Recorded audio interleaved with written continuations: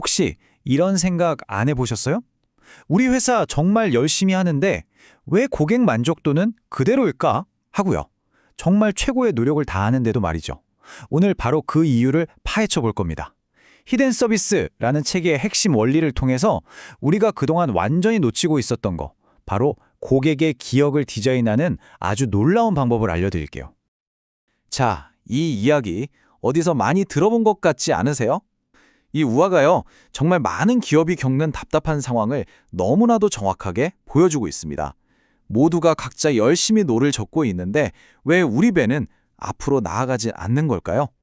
네, 바로 이 질문이 오늘 이야기의 핵심입니다. 모든 부서가 각자의 자리에서 정말 최선을 다하는데 왜 고객 만족도 점수는 꿈쩍도 안 하고 제자리에 머물러 있는 걸까요? 이 우화가 남의 이야기가 아니라 어쩌면 바로 우리 비즈니스의 현실일지도 모릅니다. 첫 번째로 짚어볼 문제는 서비스 정체기입니다. 우리는 보통 눈에 보이는 지표, 숫자 같은 것들을 개선하는데 엄청 집중하잖아요. 그런데 이상하게도 고객 만족도는 좀처럼 오르지 않는 벽에 부딪히게 되죠. 도대체 그 문제의 본질이 뭘까요? 한번 제대로 들여다보겠습니다. 자, 책에 나온 실제 은행 사례를 한번 볼게요. 이게 정말 기가 막힙니다. 고객 만족팀은 금리 올려야 돼 하고, 카드팀은 아니야 비용 줄여야 돼 혜택 깎아 이러고, 인사팀은 또 효율을 위해 인원 감축을 외칩니다. 어때요? 각 부서가 자기 목표만 보고 막 달려가는 거죠. 근데 그 결과가 어떻게 됐을까요? 네, 서로의 노력을 그냥 다 깎아먹으면서 결국 아무도 원하지 않았던 결과, 바로 고객 경험의 추락으로 이어진 겁니다. 정말 안타까운 상황이죠. 그럼 이 답답한 상황을 어떻게 풀어야 할까요?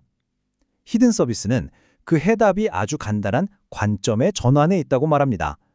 지금까지 우리가 집중했던 서비스 행동 그 자체가 아니라 그 행동이 고객의 마음속에 남기는 감정적인 기억에 집중해야 한다는 거죠. 이 야구 비유를 보면 정말 무릎을 탁 치게 됩니다. 생각해보세요.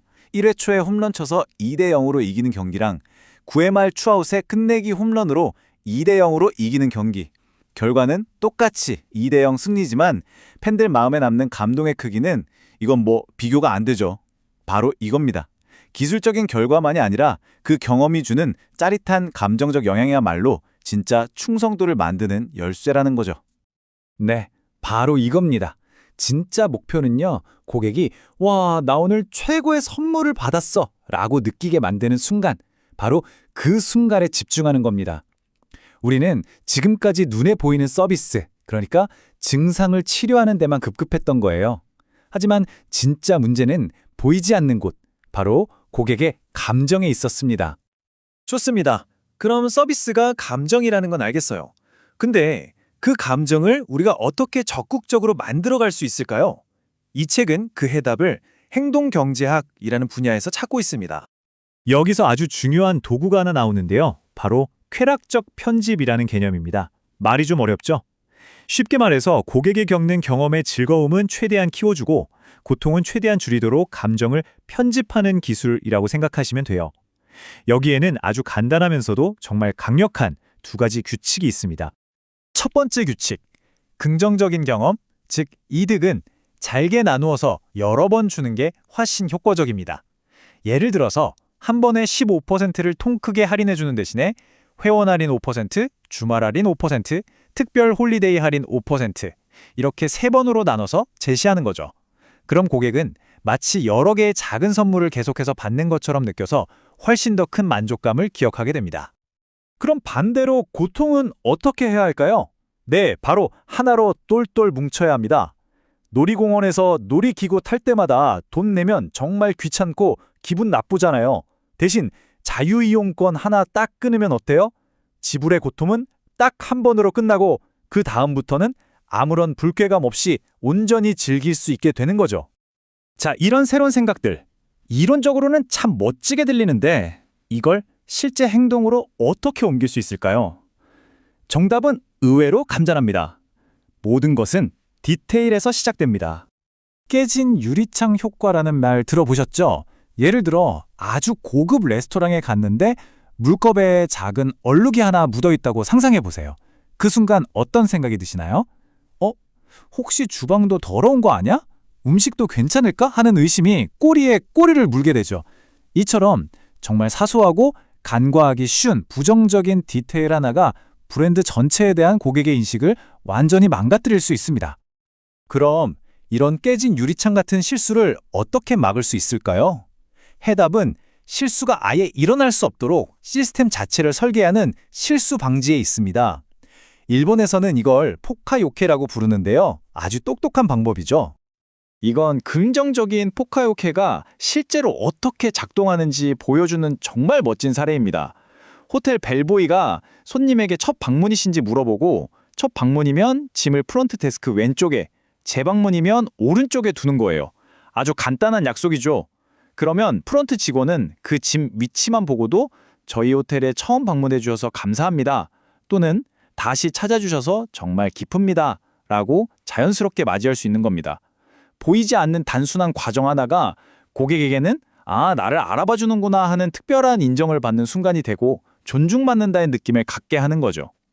자, 이제 오늘 이야기의 모든 것을 하나로 묶어줄 가장 중요한 원칙에 다다랐습니다.